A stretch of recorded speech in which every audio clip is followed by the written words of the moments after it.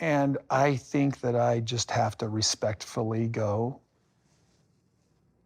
have a good life. For years, Kody Brown sold the world a fantasy of plural love, of unity, of creating something greater than himself. TLC buffed it into a narrative, viewers tuned in devoutly, and the Brown family became reality television's most prominent example of polygamy in the contemporary era. But beneath the golden marketing of sister wives lay a more sinister reality, one founded on domination, deceit, and a decaying empire of finances that couldn't stand on its own. This is not a story that starts in the courtroom, although it does end there. It starts with Coyote Pass, the property on which the family's future was to be written. Acres and acres of empty Arizona land, bought with visions of dreams shared. Every wife promised a house. Every child reassured that this was the inheritance. And yet several years later, not one single house stands. Coyote Pass became a metaphor for Kody's empire itself. Broad, vacant, desolate, a dream bought but never realized. Christine was the first to notice the illusion shattering. She had given decades of devotion, but when her daughter's medical needs were disregarded, when her voice was overpowered by favoritism, she knew that she had been scripted out. She left not in rage, but in quiet resolve. And with Christine's departure, the dynamics changed. Fans watched it as family drama, but those in the know understood that it was more. Christine's removal wasn't all about tears. It was all about money. She withdrew from family funds, demanded transparency, and began pulling strings from a web of LLCs and trusts that Kody had so skillfully spun. For Kody, this was risky, because the empire wasn't constructed on love. It was constructed on contracts, money channeled through corporations, and TV checks divided in ways no one completely comprehended. And Christine wasn't merely ending the marriage. She was revealing the financial skeletons. By the time Janelle trailed Christine out of the door, the cracks became too big to miss. 2 wives lost, 2 incomes and allegiances torn away. And instantly, the United Family brand was broken beyond TLC's ability to cover up with its cutthroat editing. In the background, attorneys started circling. Christine and Janelle didn't simply walk away. They needed answers. Where had the cash gone? Why wasn't Coyote Pass paid? And why did one home, Robin's, always look secure while the others fought? This is where the empire fell apart. Not in a soap opera TV moment, but with bank records, contracts, and unassuming resolve of women who finally refused to take it any longer. Christine's unassuming farewell served as the opening statement. Janelle's determination served as the evidence binder. And soon, what was once a family dream turned into a civil case file. Viewers believed they were seeing another episode of reality television. What they did not know was this: the cameras were no longer merely filming a family. They were filming the gradual public collapse of a man who had founded his empire on control, and was now helplessly watching it fall away from him. And as we'll uncover, the day the empire collapsed wasn't just about love lost. It was about lies exposed, money uncovered, and a courtroom that became the final judge of Kody Brown's legacy. The day the courtroom doors opened, no TLC production team, no staged confessionals, no over-the-top background music. Only the rustle of shoes on courthouse steps, the quiet hum of reporters speaking softly into their phones, and the thick silence of a family at last pulled out of the dark. Christine showed up first. Wearing a simple ensemble, a navy blazer over a pale blue blouse, her hair pulled back in neat pins, she wasn't appearing to play a part. Dramatics weren't necessary. She had too much presence to ever need to wear a dress or have an edit on television. For 40 years, she'd been presented to the world as wife number 3. Today she appeared as Christine Brown, plaintiff. Trailing behind her was Janelle, solid, serene, always the family's quiet strength. If Christine was the fire, then Janelle was the anchor. She held files, papers, and a determination that made even the most experienced reporters sit up and take notice. They didn't stop for small talk with the media. They didn't smile or wave. They marched right in, because this was no longer a narrative. It was a trial.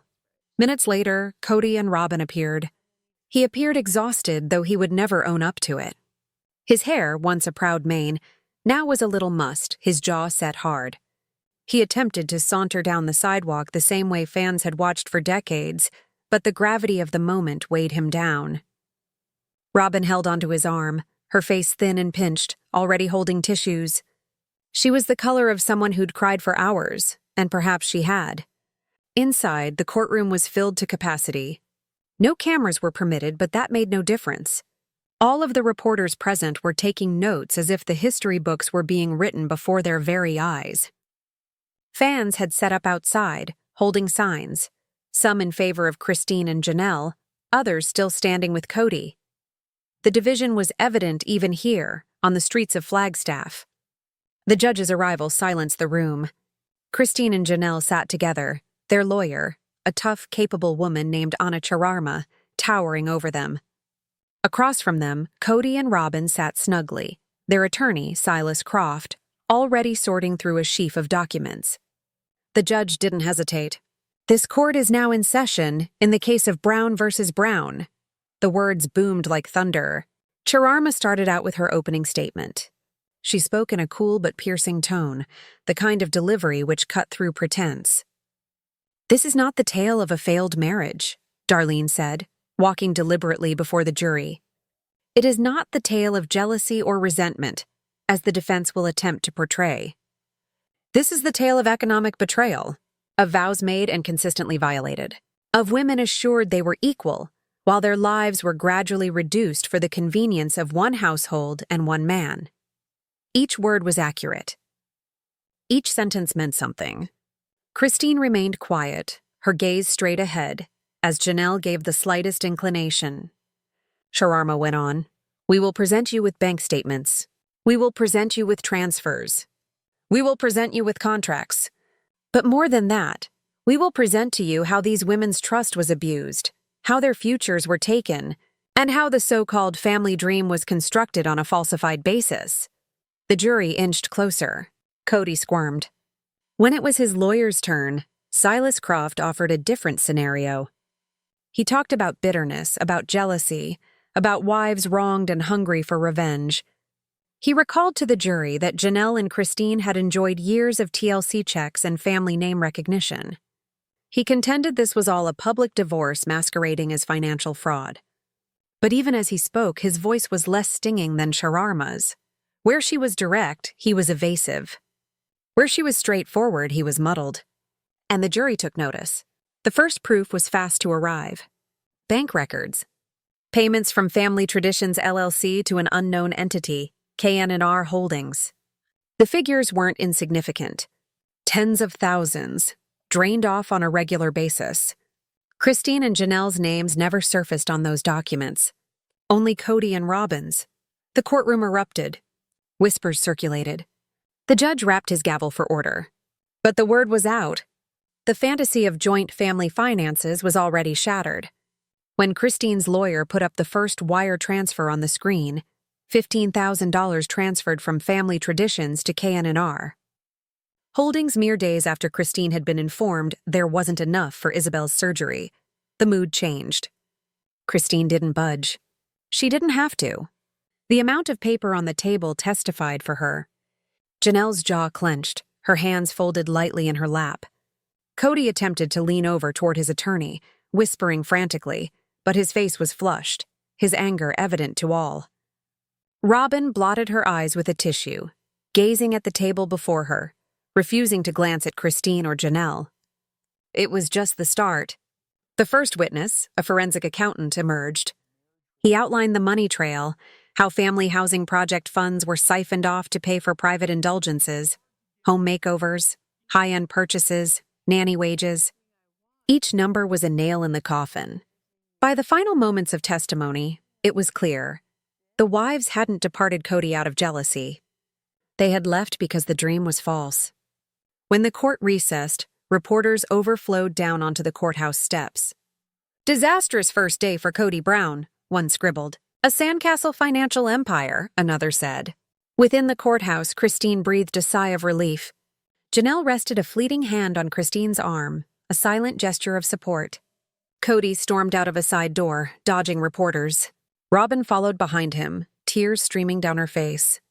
The empire wasn't yet lost, but the fissures were unmistakable.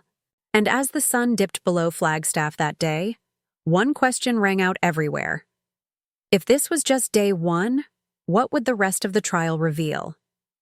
The following morning, the courtroom had a different tenor. While day one was about papers and figures, day two was about voices. Voices that had been stifled for decades, now finally exploding free. Christine and Janelle weren't reality television personalities in this case. They weren't wives competing for camera time. They were witnesses. Plaintiffs. Women who appeared before a jury, willing to relive decades of deceit in order to reveal the truth. Christine was up first on the stand.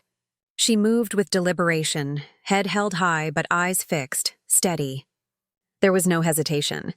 She swore in, fixed the microphone, and sat down, her hands neatly folded in her lap. The courtroom fell silent, the crush of anticipation bearing down on all spectators.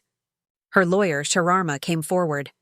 "Mrs. Brown," she started gently, "can you explain to the jury in your own words when you started doubting the financial setup of your family?" Christine breathed slowly. It wasn't a moment. It was years of little things. Being informed there wasn't sufficient money for the needs of the children, while seeing new furniture at the door of Robin's home. Seeing promises made regarding construction at Coyote Pass, but no forward movement. And then, Isabel's surgery. Her tone shook a little, but she continued. "My daughter hurt. She had a procedure that needed to be done, and I was informed it was not possible. Not enough funds. But a few days later, I learned money was transferred. Thousands of dollars? To provide enhancements to Robin's home security system. That was when I figured out it was not a matter of resources. It was a matter of priorities. And we were not the priority. The jurors were mesmerized. Some of them sat forward, their gazes fixed on Christine. "And how did that make you feel?" Shararma inquired. Christine's eyes shone, but her voice did not waver. "As if my family had been taken away from me. As if the man I had trusted with my life, the father of my children, had found power and control more important than compassion. And once I saw it, I couldn't make myself look away." Silence greeted her words. The kind that is more powerful than applause. Kody shifted uncomfortably in his seat, his jaw clenched, his eyes squinting at Christine as if glaring might erase the testimony. Robin's head was down, tissues bunched tightly in her hand, tears falling silently down her face. The defense attorney stood for cross-examination, his voice biting. "Mrs. Brown, isn't it a fact that you were supported financially by the family income for many years? That you went on vacations, had a house, and lived comfortably at the expense of Kody's oversight?" Christine's eyes didn't blink. "I lived modestly. I prepared meals. I raised kids. I underwrote a dream I felt in my heart. Vacations? They were shot. Shelter? It was leased, not ours. Comfort? If living with eternal fear of bills while seeing favoritism expand is comfort, then perhaps. Let's not confuse survival with luxury," the courtroom whispered. The judge requested order. Christine's words cut through every defense like glass. She wasn't bitter. She wasn't vengeful. She was resolute. When her testimony ended, Christine walked back to her seat, her head still high. Then came Janelle. If Christine was fire, Janelle was stone. Calm, methodical, and unflinching. "Mrs. Brown," Shararma began, "what was your role in the family finances?" Janelle pushed up her glasses, her voice even. "I was the one who always tried to keep tabs. I asked questions. I wanted to know how much money we had, how much was going into the LLCs where it was being spent. But when I would ask, I would be told vaguely, deflections. Or worse, I would be told I didn't get the big picture." "And did you?" "I knew enough," Janelle answered firmly. "I knew that our accounts were being drained continuously, that bills accumulated, that our hope for homes on Coyote Pass was disintegrating while one home always seemed safe. I knew that when Christine or I requested transparency, we were shut down. And I knew that money was being diverted into accounts we had no idea existed." The jury wrote furiously. "And how did that affect you personally?" For a fleeting moment, Janelle's tranquility cracked. Her voice deepened, resonating with decades of pent-up frustration. "It left me feeling foolish. like I'd been an accessory to my own erasure. I raised children in faith, in devotion to a man who vowed equality, but what I was paying for was my own invisibility. The defense tried to shake her. Mrs. Brown, isn't it the case you decided to remain in the family? To continue receiving the benefits, long after you suspected these problems? Janelle's response was biting. I stayed for my children. I stayed because it isn't as easy as just leaving. But don't confuse endurance with consent. Each day that I stayed, I was balancing survival and betrayal, and in the end, betrayal won out. Her words carried a heavy weight. As Janelle exited, Christine extended a hand and lightly placed it on her arm, an unspoken gesture of solidarity born in anguish. Kody, on the other hand, was coming apart. His face red, his hands curled into fists on the table. He muttered angrily to his attorney, shaking his head, staring at Christine and Janelle as if sheer willpower could make disappear what had occurred. But the empire was crumbling live. Because in that courtroom, the wives weren't extras. They weren't quiet cheerleaders. They were the tellers of truth. And their truth was destroying every myth Kody had constructed. Recess was called by the judge, but no one in the gallery stood immediately. The air in the room was charged, weighty, impossible to miss. Reporters sprinted out into the sun, reporting live. Headlines flashed within minutes. Christine exposes financial betrayal in court. Janelle, I was financing my own erasure. The sister wives' dream officially dead? Gathered outside the courthouse were fans, cheering for Christine and Janelle, others shaking their heads in an attempt to reconcile the image of Kody that they once held in high regard with the man now being taken apart in court.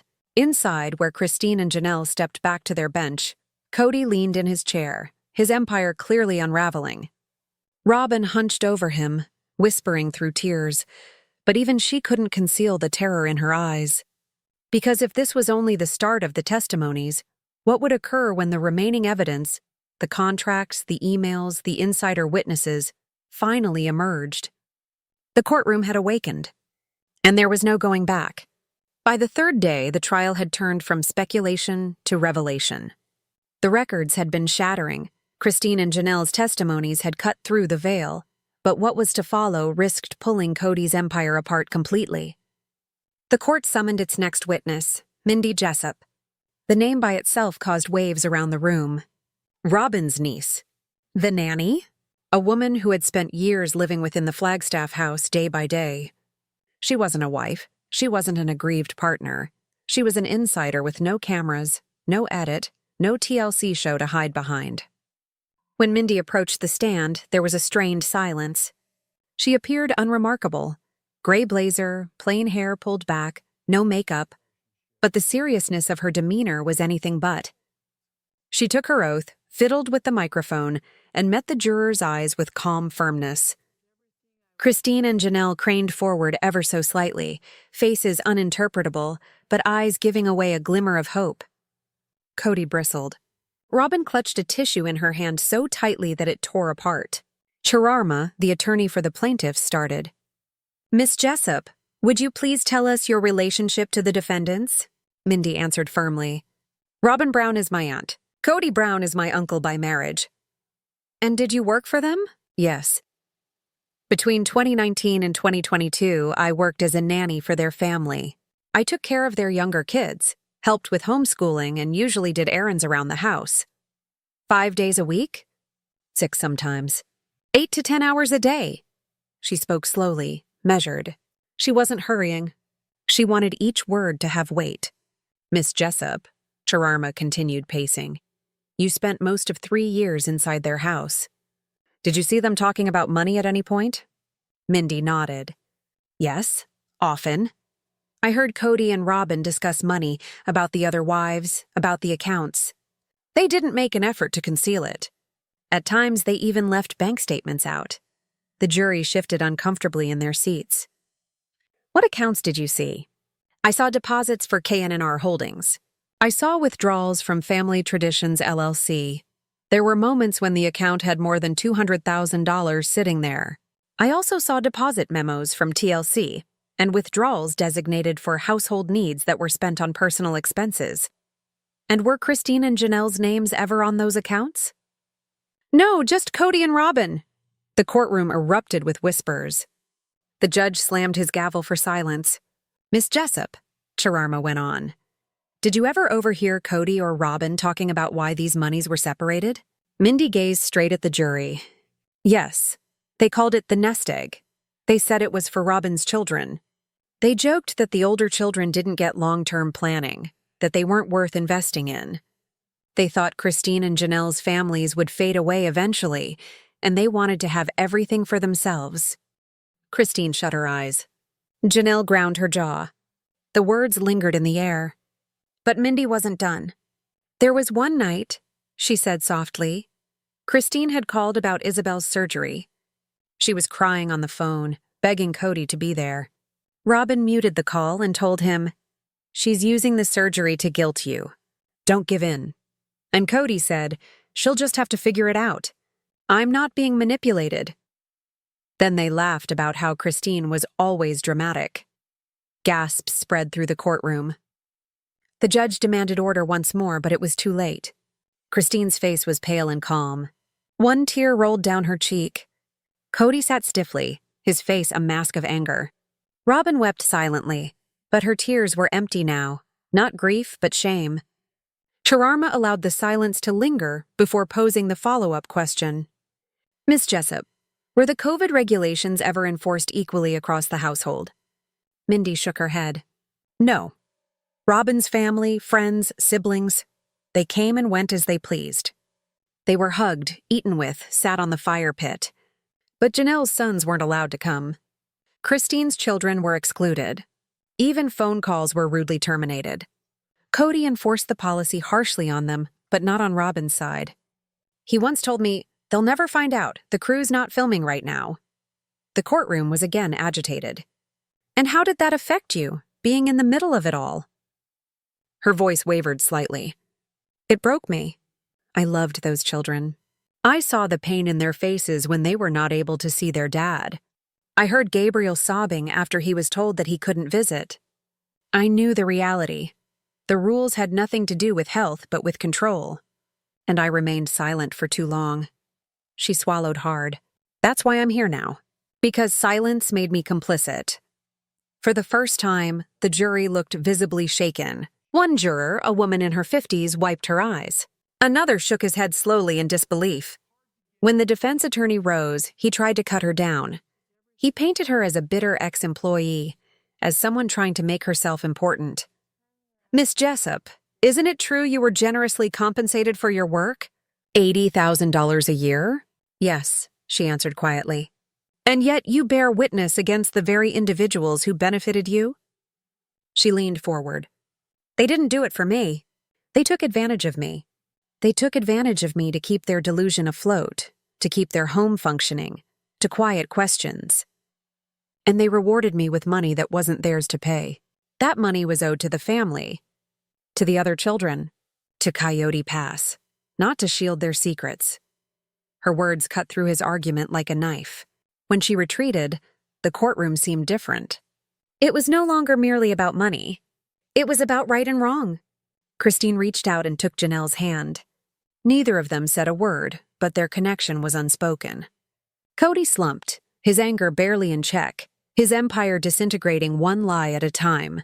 Robin sat blank, her tissue knotted in her hand, her wailing now muffled and dry.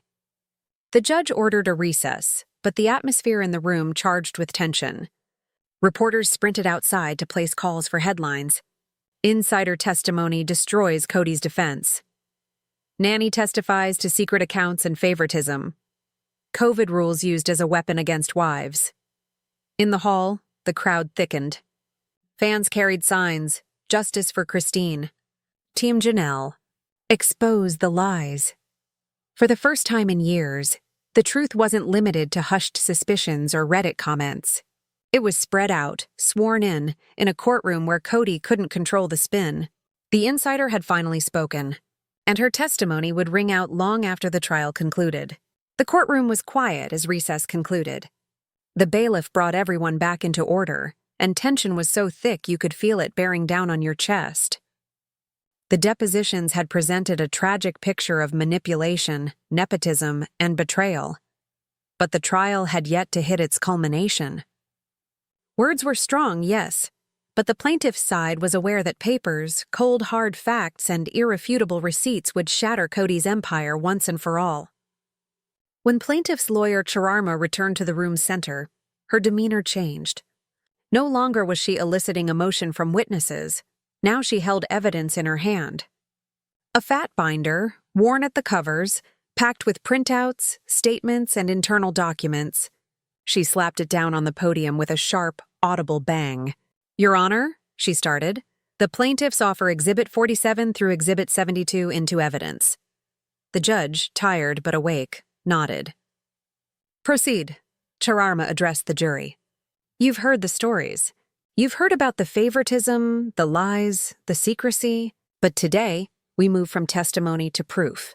You will see how the empire was drained, how the dream was corrupted, and how Kody Brown built a fortress not for his family, but for himself and one wife." A projector came on, and the image on the screen was the first, a bank statement. "Exhibit 47, she said. "K&R Holdings, July 2020. The jurors blinked at the big white screen.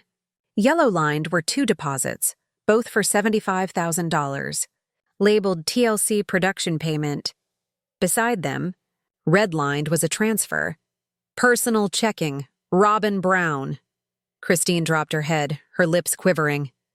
Janelle shook her head, arms crossed in contained anger. "This," Chararma said firmly, "is money that was intended for the family business.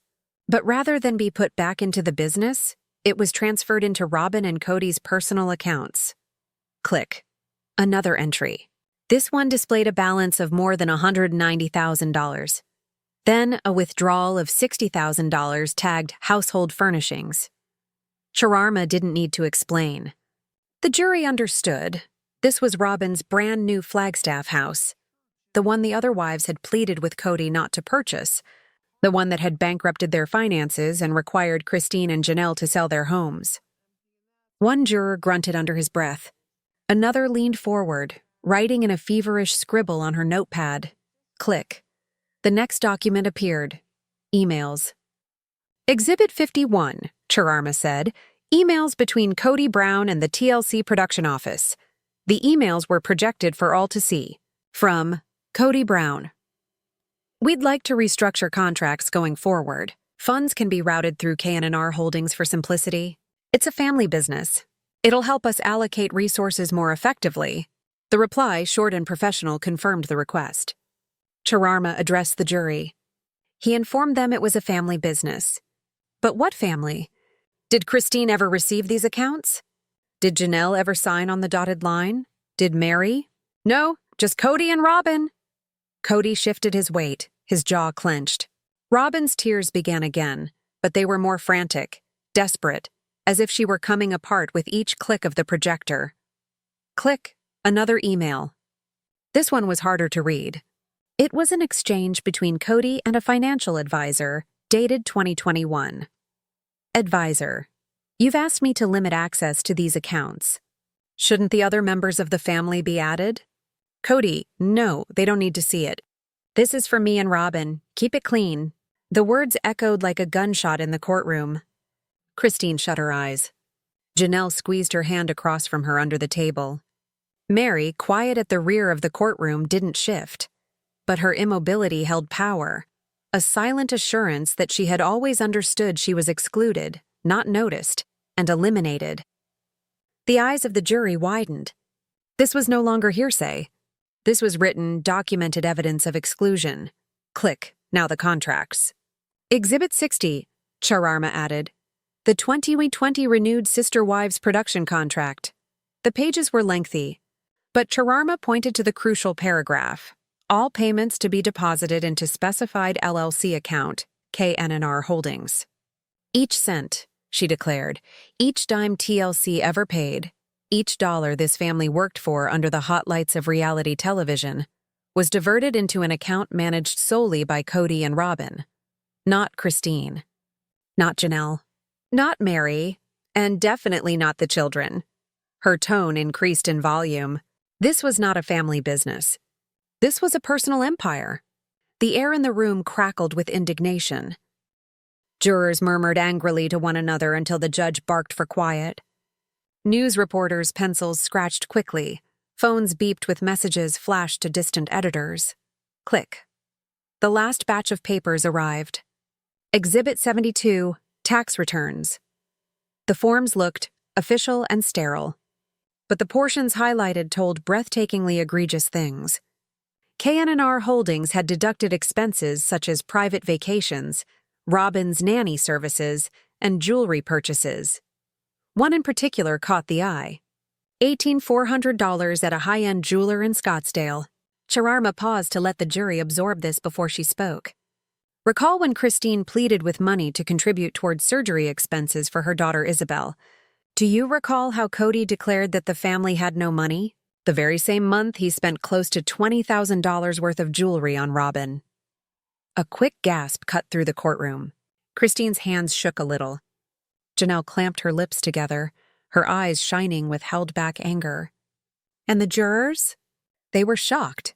Some of them shook their heads in incredulity. Kody attempted to slouch back, trying to squish the truth with his chest. But the documents pulsed on the screen, incontrovertible and incriminating. Chararma snapped the binder shut firmly. Ladies and gentlemen of the jury, this is not favoritism. This is not secrecy. This is theft. This is betrayal. This is the intentional tearing apart of a family in the name of love and harmony. She hesitated, her eyes drilling into Kody. The empire wasn't meant to endure. It was constructed to fall, because it was never about sister wives. It was always about Kody and Robin. The ensuing silence was toxic. Even the judge appeared shaken. Outside the courthouse, protesters chanted. Protest signs were held aloft in the air. Some read, "Justice for Christine." Others cried, "Free Janelle." And more directly, "Down with Kody's lies." The day's proceedings ended, but the world outside was already ablaze. Headlines struck within minutes. Financial bombshell, Kody directed TLC funds. Jewelry purchases exceed surgery bills. Nanny verifies secret accounts. Documents support it.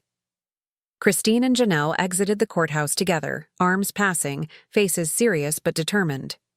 Reporters barked questions, but they remained silent. They didn't have to. The documents had addressed it all.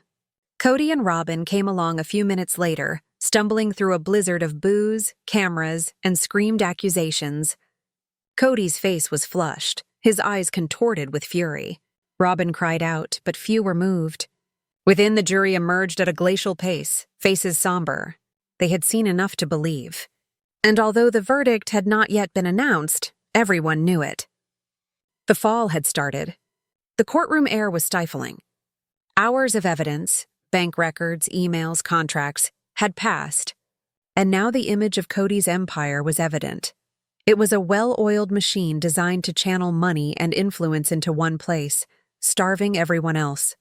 Now, as the trial came to a close, it was time for voices, not papers. It was the turn of the women who had lived this account to appear before the judge and jury and tell their truth. The bailiff summoned Christine Brown to testify. Christine, looking neat in a plain navy blazer, came forward slowly, but with purpose. Her hands shook a little when she put them on the Bible and promised to tell the truth, but as soon as she sat down, she sat up straight. "Mrs. Brown," the lawyer began gently, "can you tell the jury, in your own words, what this has cost you?" Christine breathed out, her gaze glassy but firm. "It made me lose my marriage. It made me lose years of my life trying to construct something that never existed. I believed in plural marriage. I believed in constructing a family together, all of us. I believed in sacrificing for each other. But what I ended up with was betrayal." Her voice broke, and she looked momentarily at Kody, who shifted uncomfortably in his seat but would not meet her eyes. Christine went on. "When Isabel required her surgery, I pleaded with Kody. I pleaded. And he said no, that the family couldn't pay for it. While he was out spending money on jewelry, employing a nanny, and investing in a mansion. I sat and watched my daughter sob herself to sleep in agony, and I could only do nothing but hold her. And she stopped, shaking her head. He chose Robin. Every time he chose Robin. The jury sat transfixed, holding their breath. Some took notes, but others sat only listening, their faces creased in sympathy. The lawyer left her alone, then asked softly, "And what do you want from this court today?" Christine's voice became stronger. "I want the truth recognized. I want the world to know that this wasn't love, it was control. And I want my children, all of them, to understand that their mother stood and said enough. Enough lies. Enough secrets. Enough favoritism." The room was quiet as Christine returned to her seat, her head held high. Then Janelle. Janelle walked up to the stand with less visible emotion than Christine, but her fortitude emanated. She pushed up her glasses, sat straight, and placed her hands on the table, folded. "Mrs. Brown," said the attorney, "how did Kody's behavior impact you?" Janelle's voice was steady but firm. "For years I was the glue. I took care of the money, I budgeted, I took care of the children. I took on board Kody's vision.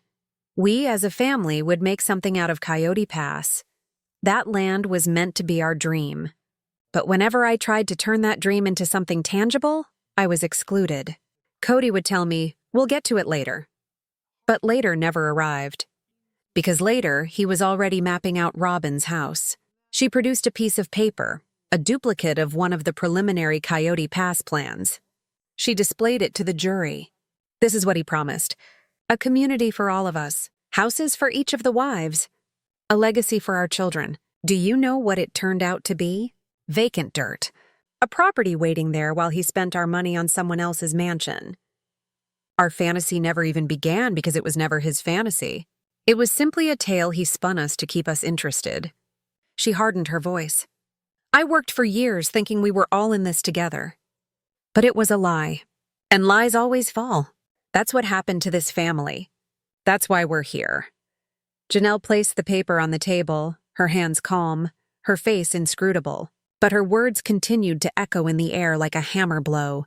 As she left the stand, the courtroom changed.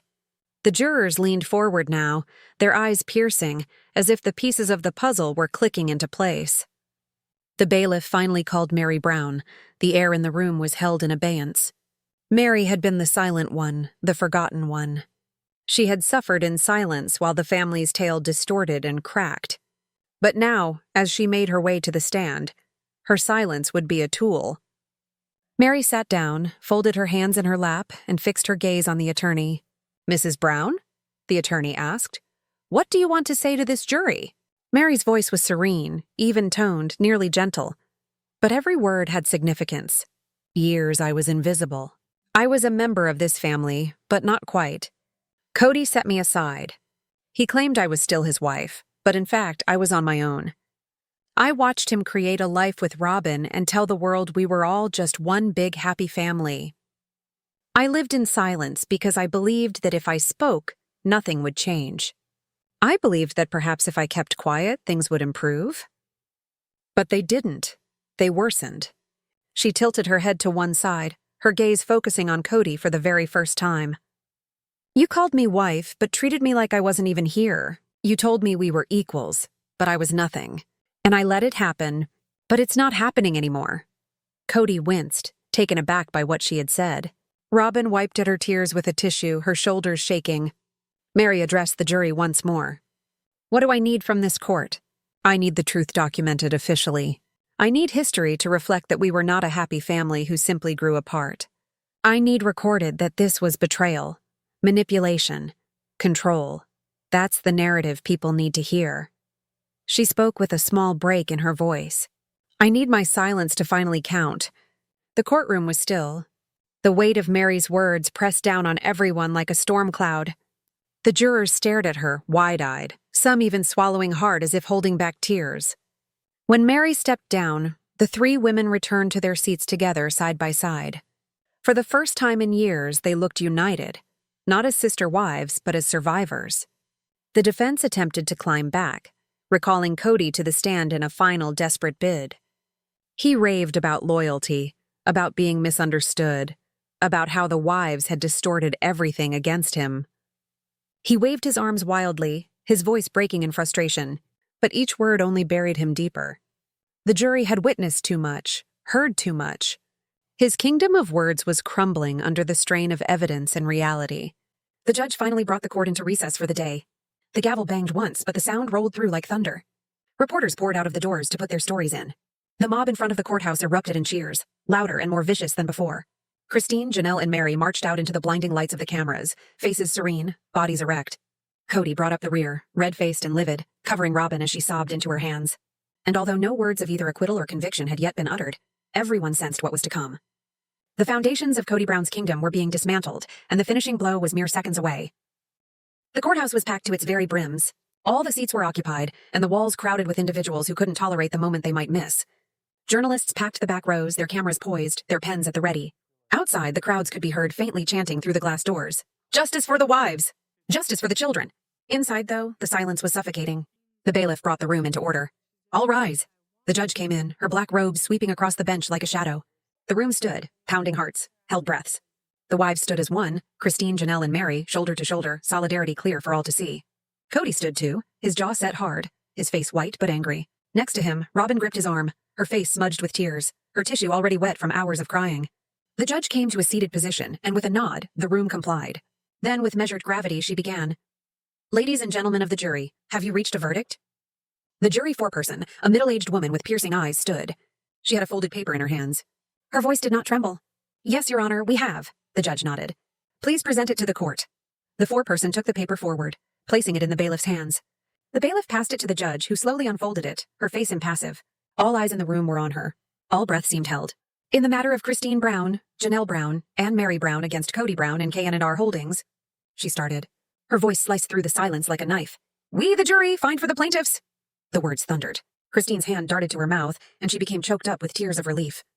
Janelle let out a breath, her eyes shutting as if some weight had been removed from her chest. Mary just bent her head wordless, but her lips shook, as if letting go after years of bottled-up sorrow. The judge went on. "We hold the defendant, Kody Brown, responsible for financial fraud, misrepresentation, and unjust enrichment. Damages total $2.6 million to be paid to the plaintiffs." Gasp filled the courtroom. Robin cried hysterically, grabbing hold of Kody's arm. Kody's face turned red with rage, his eyes wide with incredulity. "This is crazy," he bellowed, slamming his fist on the table. "They lie. They've always lied. Mr. Brown," the judge snapped impatiently, "you will keep order in this courtroom." The gavel came down once, quieting him. Christine faced Janelle and Mary holding their hands. Tears ran down her face, but they were tears of vindication, of survival. She breathed. "We did it. We finally did it." The reporters scrambled. Phones already buzzing with breaking news. Kody Brown found liable in fraud case. Wives win. $2.6 million judgment against former patriarch. Sister wives verdict rocks reality TV world. But within the courtroom, another anxiety started to emerge. The judge held up her hand. "This court is not yet finished." The words hit like a fresh punch. Everyone came to a standstill. Even Christine's smile wavered. The judge's tone was firm but somber. "Throughout the trial, evidence has come to light indicating not just economic fraud, but possible federal law violations, tax evasion, and misstating income." Kody's eyes grew wide. He pulled his head back toward his lawyer, who whispered something urgently into his ear. The judge went on, her eyes cold. "Although this court has come to its decision regarding the civil cases, I am referring all pertinent evidence to federal prosecutors for examination." The courtroom erupted in gasps. Christine blanched. Janelle clutched her hand more tightly, her eyes flying to the judge. Mary's mouth dropped open as the truth of the words registered. Kody sprang to his feet, his voice rough with terror. "This is a witch hunt! You can't do this! I'm not a criminal! I'm not—" The gavel came down once more. "Order!" the judge roared. "Mr. Brown, you are dismissed. The jury is dismissed. Court is adjourned." The gavel came down one last time. Pandemonium broke out. Reporters yelled. Photographers popped flash. The mob outside bellowed louder than ever. Christine, Janelle, and Mary held on to each other, their faces a combination of victory and terror. Yes, they had won, but the shadow of something greater now hung over them. As Kody was led out, his face twisted with fury, he turned and yelled back across the courtroom. His words sliced through the pandemonium like a curse. "This isn't over! You'll regret this! You think you've won? You have no idea what's coming!" Robin trailed behind him, crying uncontrollably, covering her face from the blinding cameras. Christine stood and watched him, her face hardening. "He's not done," she breathed. "He's never done." The wives filed out of the courtroom as one, sunlight spilling down over them as the doors swung open. The crowd burst into cheers, voices chanting, "Justice! Justice!" The noise was deafening. For one moment, Christine permitted herself to smile, to revel in the heat of triumph. But inside herself, deep down, all three women knew the reality. The civil verdict was only the start. It was the start of something greater, something more sinister. And as camera crews descended, as headlines blazed across the country, one question hung over it all like a thundercloud. Would Kody Brown go to federal prison and face charges for the lie empire he created?